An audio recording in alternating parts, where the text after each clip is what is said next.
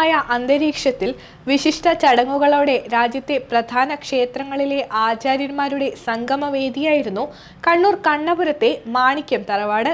മാതാവ് കാർത്യായനി അമ്മയുടെ ഓർമ്മയ്ക്ക് മുന്നിൽ പ്രണാമമർപ്പിച്ചുകൊണ്ടായിരുന്നു മക്കളുടെ നേതൃത്വത്തിൽ വിവിധ പൂജകളും വേദോച്ചാരണങ്ങളും സംഘടിപ്പിച്ചത്. ചടങ്ങിൽ നിരവധി ദൈവങ്ങളുടെ അലങ്കാര പത്മങ്ങൾ തയ്യാറാക്കിയത് അപൂർവ കാഴ്ചയായിരുന്നു. രാജ്യത്തെ പ്രമുഖ ക്ഷേത്രങ്ങളിലെയെല്ലാം ആചാര്യന്മാർ നടത്തിയ പൂജകളും ദൈവീകമായ അനുഭൂതിയാണ് സൃഷ്ടിച്ചത്.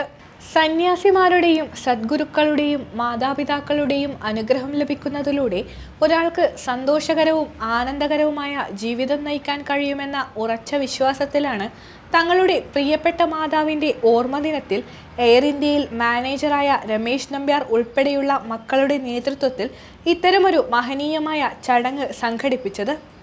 അയോധ്യ ക്ഷേത്രത്തിലെ മുഖ്യ അർച്ചകൻ സന്തോഷ് തിവാരി, കൊല്ലൂർ മൂകാംബിക ക്ഷേത്രത്തിലെ സുബ്രഹ്മണ്യ അടിക, തിരുപ്പതി ക്ഷേത്രത്തിലെ മുഖ്യ അർച്ചകൻ ശബരിമല തന്ത്രി കണ്ഠരര് മഹേഷ് മോഹനർ തുടങ്ങി രാജ്യത്തെ പ്രമുഖ ക്ഷേത്രങ്ങളിലെയെല്ലാം ആചാര്യന്മാരുടെ ഒരു സംഗമം തന്നെയായിരുന്നു മാണിക്യം തറവാട്.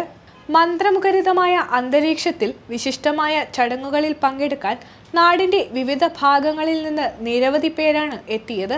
തറവാട്ടിലെ പൂജകൾക്കായുള്ള കളമെഴുത്ത് ഓരോ ദേവതകളുടെയും പേരിൽ പ്രത്യേകം സജ്ജീകരിച്ചിരുന്നു. ഓരോ ക്ഷേത്രങ്ങളിലെയും പൂജാരിമാരാണ് തങ്ങളുടെ ദേവതയുടെ പത്മത്തിൽ സ്വയം പൂജ നിർവഹിച്ചത്.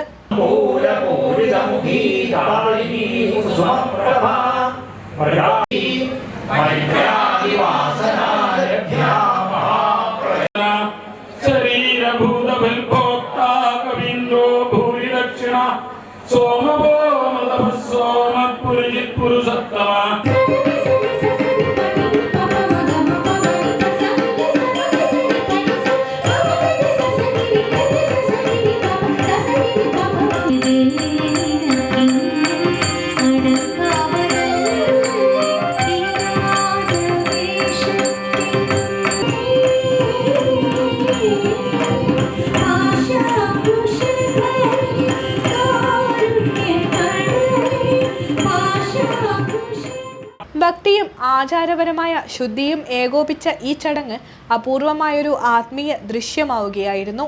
പത്മനാഭസ്വാമി, അയ്യപ്പൻ, ശ്രീരാമസ്വാമി, മൂകാംബികാദേവി, ചോറ്റാനിക്കരയമ്മ, കാശി വിശ്വനാഥൻ, രാജരാജേശ്വരൻ, ഗുരുവായൂരപ്പൻ, തിരുപ്പതി, അന്നപൂർണേശ്വരി തുടങ്ങിയ ദേവതകൾക്കുള്ള പത്മങ്ങളാണ് പൂജകളിലുണ്ടായത്. പാരമ്പര്യ അനുഷ്ഠാന രൂപമായിട്ടുള്ള കളമെഴുത്തും പാട്ടും കേരളത്തിൽ ധാരാളമായി നടന്നു വരുന്നുണ്ട്. പല സമുദായക്കാരും അവരുടെ കുലത്തൊഴിലായിട്ട് ക്ഷേത്രങ്ങളിലും വീടുകളിലെല്ലാം കളമെഴുത്തും പാട്ടും നടത്തുന്നുണ്ട്. അത് ഓരോ ദേശങ്ങൾ മാറുന്നതിനനുസരിച്ച് ചെറിയ ചെറിയ വ്യത്യാസങ്ങളോടെ പല ചടങ്ങുകളോടുകൂടി നടക്കുന്നുണ്ട്.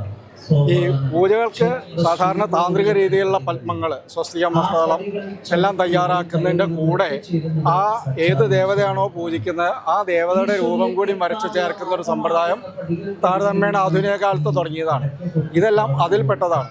പാരമ്പര്യ രീതിയിലുള്ള കളമെഴുത്ത് എന്ന് പറയാൻ വയ്യ. പക്ഷേ പൊടികളെല്ലാം മറ്റേതിൽ ഉപയോഗിക്കുന്ന പൊടികൾ തന്നെ ഉപയോഗിച്ചിട്ട് കാഴ്ചയ്ക്കുള്ള ഭംഗിക്ക് വേണ്ടിയിട്ട് ആ ദേവതാ രൂപം കൂടി വരച്ച് ചെയ്യുന്ന രീതിയാണ്.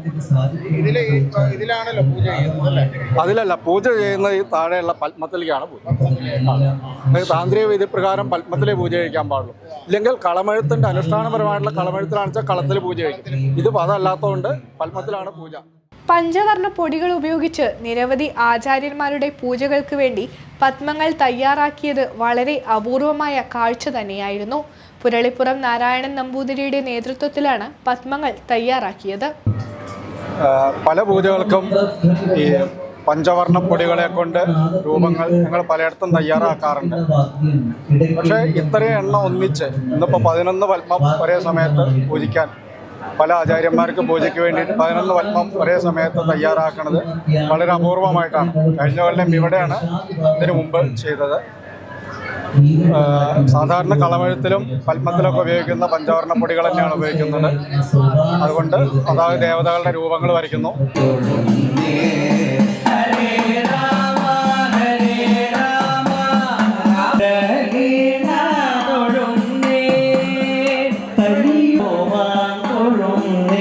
പാരമ്പര്യവും ആത്മീയതയും കുടുംബസ്നേഹവും ഒരുമിച്ച് ചേർന്ന ഈ ചടങ്ങ് പങ്കെടുത്ത എല്ലാവർക്കും ജീവിതകാലം മുഴുവൻ സ്മരണീയമായ അനുഭവമായി മാറി.